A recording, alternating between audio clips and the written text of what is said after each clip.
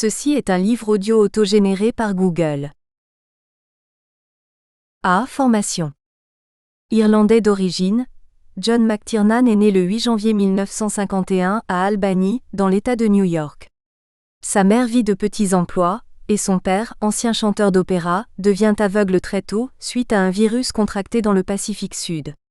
Il vit dans une ferme du Wyoming. Jeune, il part étudier le théâtre à l'université de Juilliard à New York, mais il dédaigne ce statut qui se révèle beaucoup plus ouvert aux gens ayant une foi qu'il ne trouve pas. Les étudiants qu'il côtoie ont beaucoup de temps et d'argent à y consacrer, ce qu'il ne peut se permettre.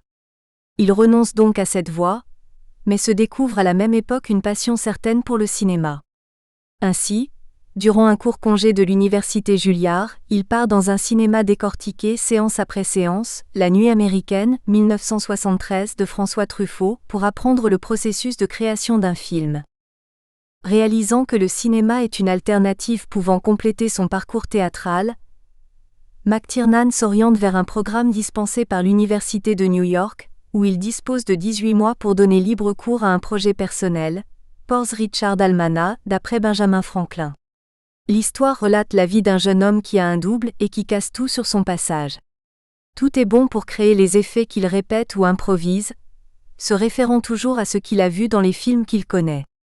Ce film lui sert avant tout à expérimenter ses idées.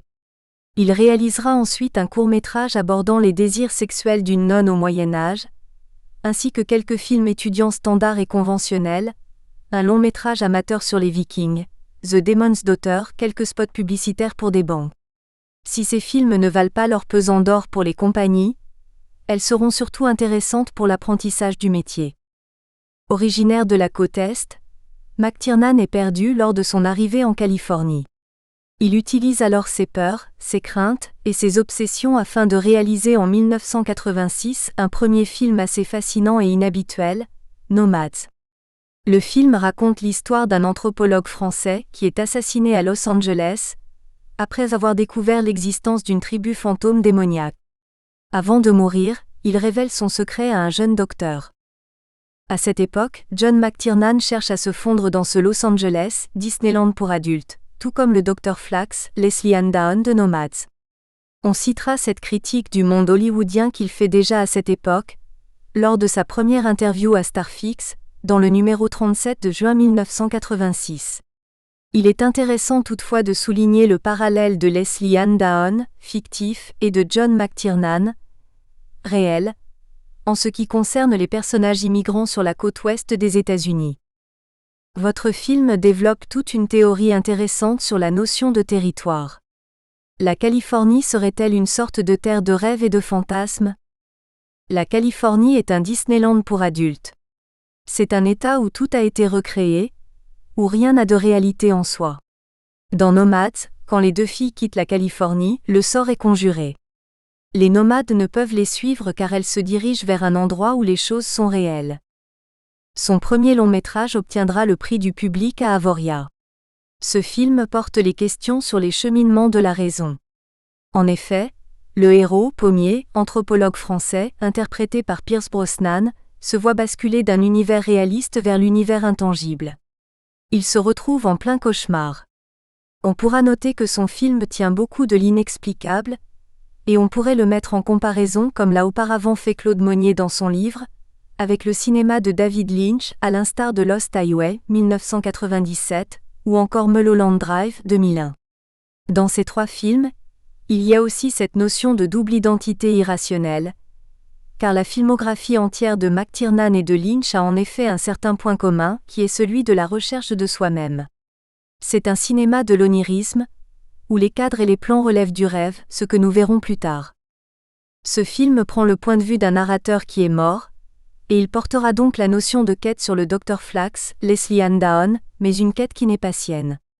La vision du docteur viendra renforcer le choc des cultures, face à un anthropologue qui s'est vu victime d'hallucinations terrifiantes qui l'ont conduit à sa chute. Une chute se retransmettant sur la vision de Leslie Ann Down, qui doit connaître la vérité pour ne pas se laisser envahir par la folie, avant d'affronter les nomades et ainsi se libérer de cette peur qui l'accable tant. Predator, un an après, relèvera ce même cheminement à travers un film de guerre et de science-fiction, mais aussi des thèmes récurrents qui seront le territoire envahi, le primitivisme, dans le prisme de la rencontre de deux cultures. Le pari de ce Nomads est réussi, même si quelques maladresses demeurent. Les producteurs ont vu en John McTiernan un homme à ne pas sous-estimer à l'avenir. Sa réalisation efficace est au service d'une direction d'acteur excellente. Un atout qui conduira à ses plus grands succès. Ainsi, si les partis pris visuels semblent se chercher et remanient la réalisation classique des années 80, à l'instar des ralentis et des effets clips de l'époque, Nomads se révèle finalement assez atypique, même s'il est encore aujourd'hui un film qui reste assez méconnu dans la carrière de John McTiernan, tout comme Medicine Man qu'il réalisera en 1992. Nomads est un film riche en idées, autant sur le plan de l'histoire que sur le plan technique.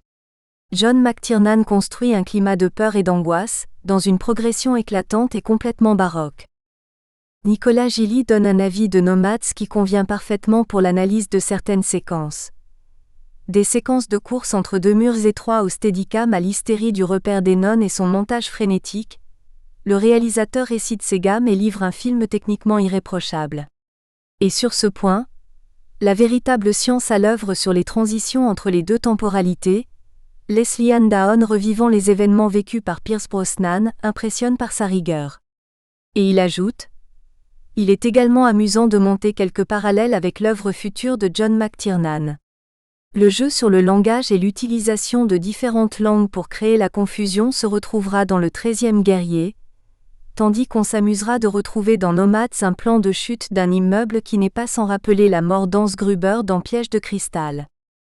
Influencé par des réalisateurs comme John Ford, Howard Hawks, Robert Aldrich, Federico Fellini, les cinéastes de la Nouvelle Vague et bien d'autres noms qui ont dédié leur passion au 7e art, McTiernan réinvente la notion de mythe, et son œuvre s'appuie sur la figure renouvelée du héros viril, qui sera tout au long de sa filmographie interprété par Bruce Willis, Arnold Schwarzenegger, Pierce Brosnan ou bien encore Antonio Banderas et Sean Connery.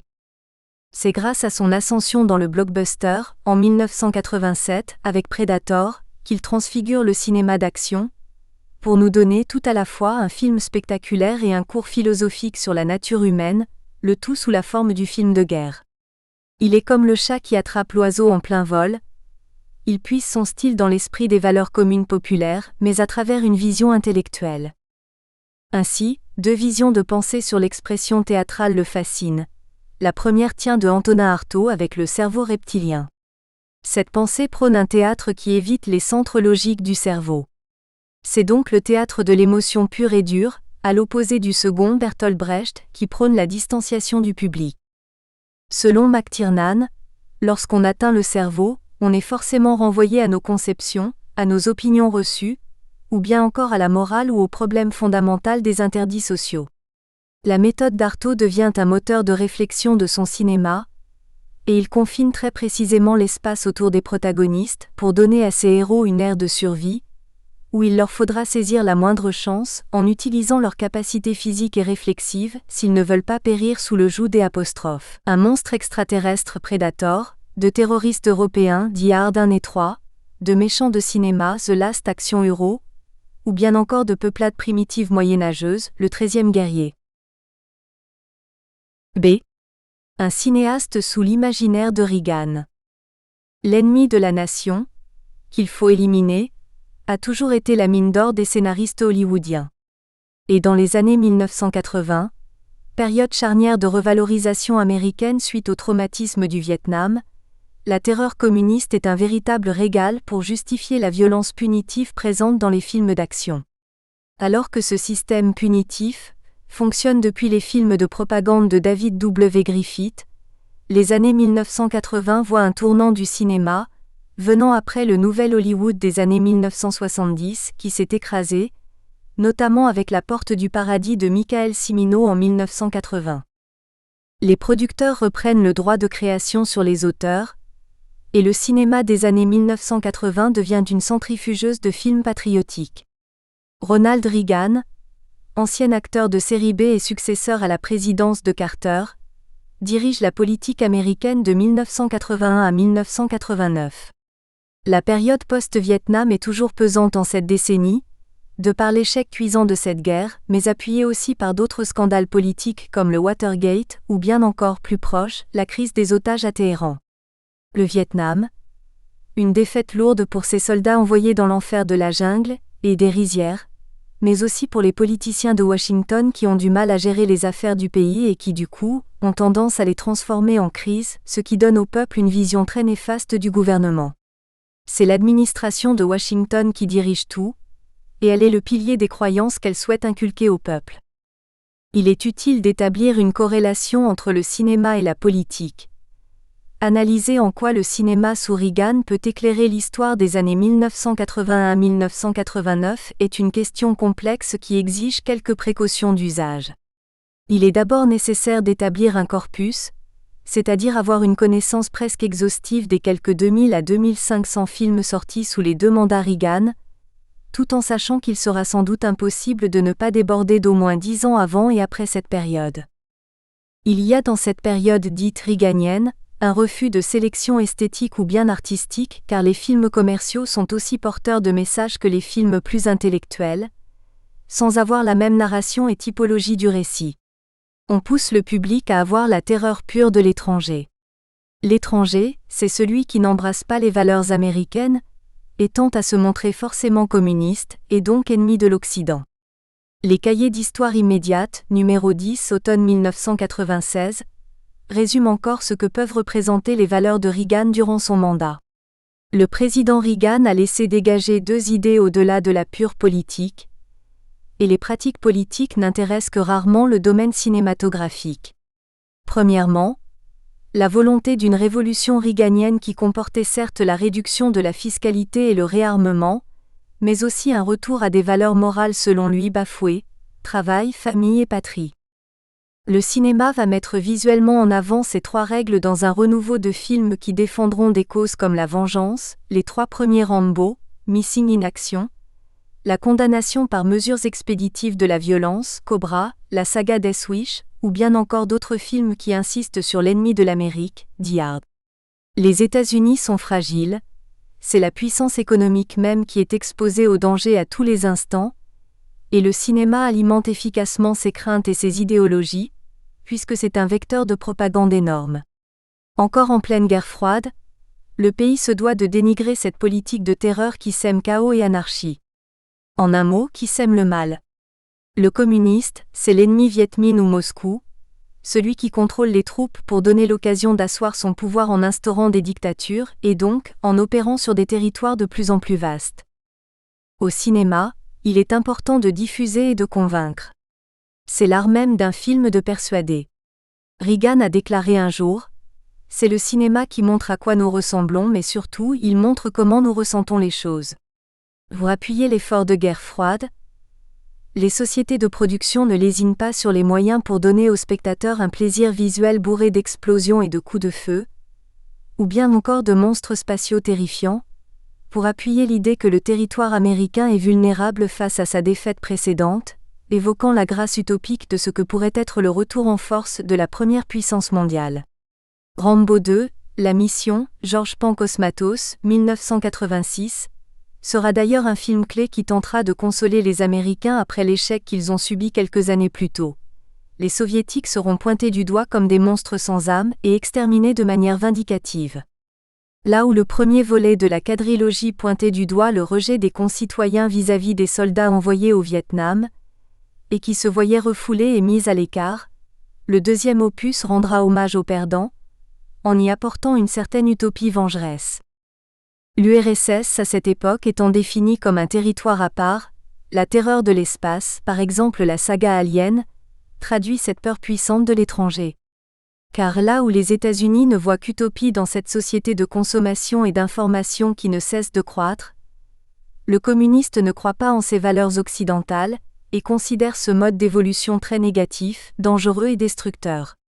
La terreur communiste n'est pas nouvelle, mais elle continue sa lutte depuis la révolution de 1917, Staline étant un des symboles les plus évidents de ce que tend à être le communisme, symbole qui aura marqué le monde entier lors de la Seconde Guerre mondiale. Le combat contre cette politique ne peut être que plus farouche, et il faut contrer cette politique qui tente de s'infiltrer partout, comme elle l'aura fait au Vietnam. Deux politiques s'affrontent alors, et on doit mettre en place une idéologie propagandiste afin de percevoir l'ennemi sous ses pires traits, langage fortement accentué des pays de l'Est, carrure effrayante.